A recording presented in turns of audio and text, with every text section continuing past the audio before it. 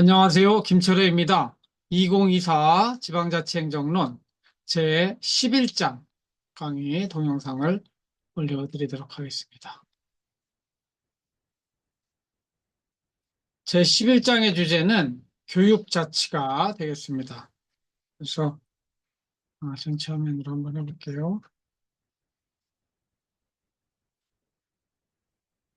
우리 자치에 대해서 늘 이 그림으로 생각했죠. 초록색 전체가 요거는 중앙정부가 다스리는 대한민국 전체고, 이 중앙정부 이야기는 다른 행정학에서 이야기하는데 우리는 요거를 17개의 광역자치단체로 나누고 그 광역단체를 다시 226개의 기초지방자치단체로 나눠서 우리나라에는 243개의 지방정부가 있다고 이야기를 했어요.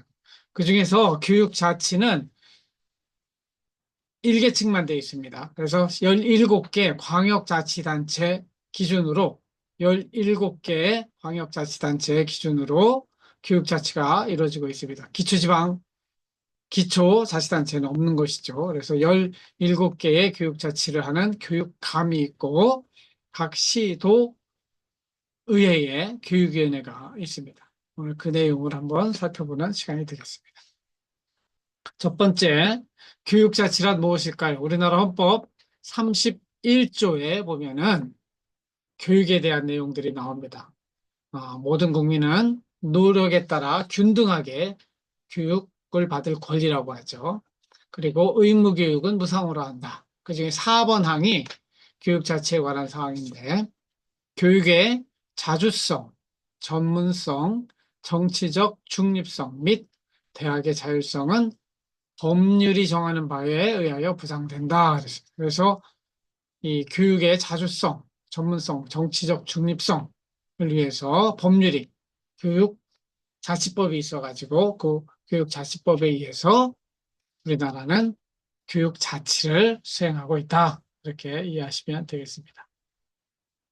그래서 우리가 일반 지방행정을 다루는 지방자치법이 있는 반면에 교육 분야에는 지방교육자치법이라는 게 있어요. 그래서 일반법인 지방자치법에서는 이렇게 하죠. 121조에 지방자치단체의 교육, 과학 및 체육에 관한 사무를 분장하기 위하여 별도의 기관을 둔다. 이게 교육감을 말하는 거예요. 그리고 요거에 관련된 사항은 법률로 정한다. 이 법률이 교육자치법이 되는 거예요. 교육자치법 제3조에 의하면 어떻게 되느냐. 지방자치단체의 교육, 학예에 관한 사무를 관장하는 기관의 설치와 그 조직 운영 등에 관하여 이 법, 지방교육자치법을 적용하고 이거 이외의 사항은 일반법인 지방자치법을 준용하도록 이렇게 하고 있습니다. 따라서 하는 게 준용이에요.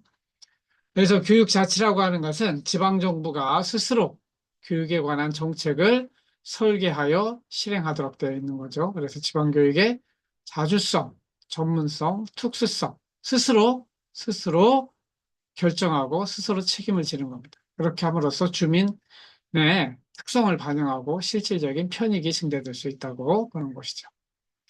그다음에 교육자치 조직권이라고 하는데 이 교육감 선거를 통해서 집행부를 지방 주민이 직접 구성한다고 보는 것이죠. 자치 행정권. 그래서 이 주민이 뽑은 교육감이 이 교육 행정을 수행하는 것이고 돈도 스스로 조달하는 것이 원칙입니다. 그래서 지방 교육세 등이 지방 교육 자체에 들어가도록 편성이 되어 있습니다. 그러나 이 지방 교육세가 너무 작기 때문에 그래서 교육부를 통해서 내려오는 지방교육재정 교부금을 통해서 운영되고 있죠. 자치 입법권 분야는 우리 지방자치는 집행부, 행정은 시장이 하고 지방의회가 있잖아요. 2014년까지는 이게 별도의 지방교육위원이라는 게 따로 뽑았어요. 교육감 있고 지방교육위원회 이렇게 따로 있었는데 2014년부터는 지방교육위원이라고 하는 걸 없애고 그냥 시도 지방의회에 교육위원회를 두고 이 교육위원회가 예전에 지방교육위원을 대체하도록 이렇게 하고 있습니다. 물론 사법권은 국가에 그래서 지방자치는 이권 분립이라고 그랬어요. 집행부와 행정부와 의회만 있다. 이렇게. 그러면 지방교육을 집행하는 기관인 교육감은 무엇이며, 어떤 사람이며 무엇을 하게 되어 있는가? 교육감은 지방 주민이 광역자치단체 단위에서 선거를 통해서 뽑습니다. 내년에 다시 여기 대전시도 교육감을 새로 뽑을 거예요. 임기는 4년이고 연속해서 3번까지 할 수 있어요. 지금 대전시 교육감, 우리 한남대 출신인데 설동호 교육감님이 12년째 하는 거죠. 4, 3, 12 해가지고. 이 후보자의 자격은 2014년까지는 교육 경력을 요구했지만 그 이후로는 지방자치단체에 피선거권을 가진 자, 아마 25세 이상이면 모두 입후보자 자격이 있습니다. 교육감 투표는 보통 직접 평등 비밀 선거로 선출하게 되어 있고 우리나라는 1특별시, 서울특별시죠. 1특별자치, 세종자치시를 말해요. 6광역시가 있고 특별자치도는 지금 이제 3개가 됐어요. 제주도, 강원도, 어디? 전라북도까지 특별자치도가 될 거, 그 특별자치도가 아닌 것이 일반도가 되겠습니다. 일반도가 그러니까 3개가 빠졌으니까 2개가 더 빠져 6개가 되겠죠. 교육감의 지위와 권한, 교육감은 시장에 맞먹는 교육 부분의 시장이라고, 최고 책임자라고 볼 수 있습니다. 시도의 교육학계에 관한 사무를 집행하도록 되어 있고, 교육의 분야에 있어서는 시도를 대표하는 것이 교육감입니다. 국가행정사무를 위임받아서 합니다. 중앙정부 교육부죠. 교육부가 하는 일들을 지방정부 수준에서 하게 되면 그것을 교육감에게 위임해서 하도록 하고 있습니다. 실제 관장 사무는 교육과 학예에 관한 사무를 이야기하는데 이 교육과 관련된 조례안을 지방의회에 제출할 수 있습니다. 그리고 교육과 관련된 예산안, 결산서를 제출하고 그다음에 교육 규칙, 교육 공무원들 어떻게 해야 되는가, 행정 규칙이라고 하는데 교육 규칙을 제정할 수 있습니다. 그리고 학교 그 밖에 교육기관을 설치할 수 있고 교육과정, 평생교육, 학교 체육, 보건에 관한 사항도 책임을 지고 합니다. 반면 이 지방에서 일하고 있는 교사들 있잖아요. 신분은 모든 교사들은 국가공무원법상 국가공무원으로 분류가 되어 있습니다. 지방에서 일하지만 소방공무원도 지방에서 일하지만 소방공무원도 국가공무원으로 바꿨어요. 교육감의 산하기관, 보조기관, 소속교육기관, 하급교육행정기관이라고 하는데 교육감을 도와주는 기관을 말해요. 이 보조기관은 부교육감을 1명씩 두고 있는데 서울시만 2명을 둘 수 있습니다.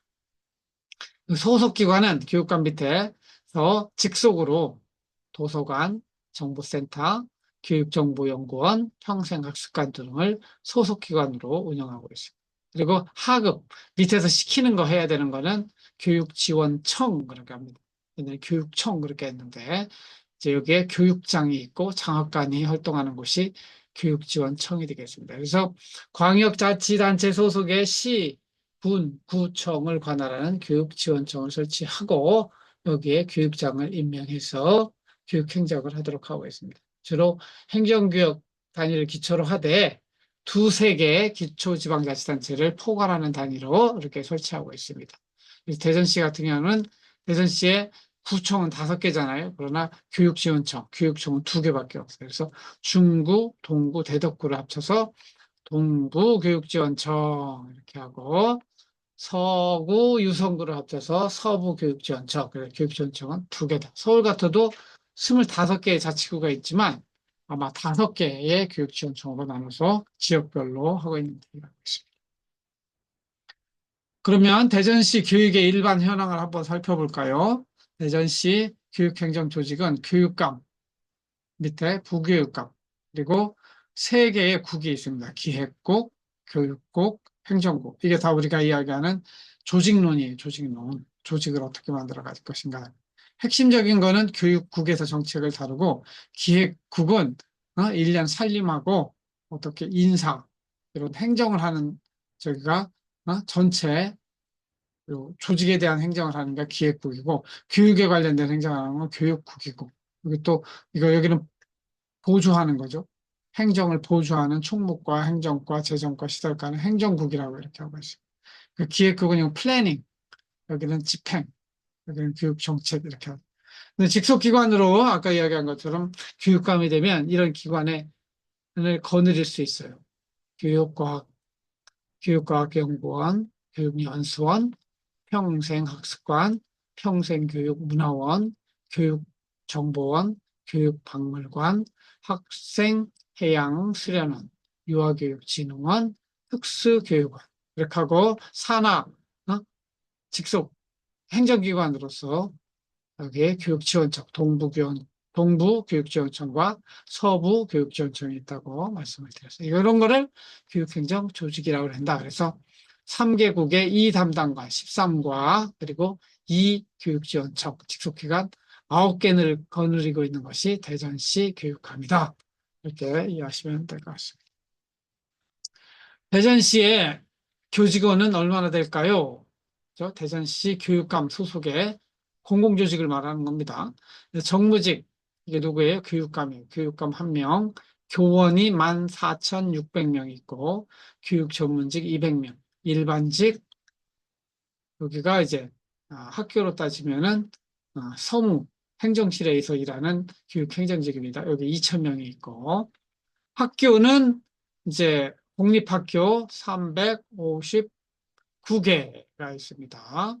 그리고 사립학교 197개, 그래서 556개의 유치원, 초, 중, 등 학교, 여기는 어린이집은 포함되지 않는 것 같아요. 그래서 학생 수가 18만 명, 교원 수는 1,400, 1,400, 14,600명이다. 이렇게 통계로 잡히고 있습니다. 재정 현황, 우리나라 전체적으로는 교육에 쓸어가는 돈이 거의 100조 원 돼요. 교육부가 쓰는 돈이, 교육부하고 공공 부분에서 쓰는 돈이 한 60조 들어가고, 사교육비가 또 한 3, 40조 들어갑니다. 그러니까 우리나라 굉장히 많은 돈을 교육에 쓰는 나라예요. 대전시만 보면은 대전시의 이 공교육 예산은 2조 5천억 원 쓰게 됩니다. 이 중에서 대부분을 차지한 80%는 중앙정부 교육부로부터 오는 이전 교육재정 교부금이라고 하는 여기서 2조 원이 내려오게 됩니다. 나머지 이제 대전시에서 이전되는 게 두 번째로 커서 이게 4천억 정도 오고 실제 그 뭐 수업료 받고 이러는 거는 자체 수입은 100억도 안 돼요. 0.3%밖에 안 돼요. 실제로 이제 우리나라 교육 자체는 의전형이다. 중앙정부하고 시도에 의전해서 이루어지고 있다. 이렇게 보면 돼요. 세출은 어디에 제일 많이 쓰냐? 인건비죠. 인건비의 거의 반을 쓴다고 보면 돼요. 선생님들 아까 15,000명 있고 교육행정 공무원도 2,000명 있다고 그랬잖아요. 그 사람들 인건비에 전체 교육 관련된 재정의 50%가 들어가고 그리고 유추, 추, 중등교육 이건 사실은 좀 나눠서 볼 필요가 있는데 유치원, 초등교육, 중학교, 고등학교 다 포함한 거 여기에 47% 들어간다. 이렇게 평생교육에는 아주 작은 0.2%밖에 안 들어갑니다. 평생교육 예산을 좀 늘릴 필요가 있죠. 그래서 지방교육 재정을 좀 더 상세히 살펴보면 지방교육 재정을 위한 수입은 2번 항, 요게 80%로 제일 많습니다. 제일 많고, 그 다음에 3번 항, 요게 한 17%로 많고, 대전시에서 넘어오는 돈이에요. 나머지 사실은 1번이 제일 중요한 등록금 수입인데, 요거는 아주 미약하다. 왜냐하면 우리나라는 의무교육을 하고 있기 때문에 그렇게 되는 것이죠. 그래서 그 돈을, 여기에 필요한 돈을 사실은 중앙정부에서, 국세로 거둔 돈에서 내려보내주는 거죠. 그다음에 뭐 나머지 의무교육 경비, 교육비 특별회계 뭐 이런 것들이 있습니다.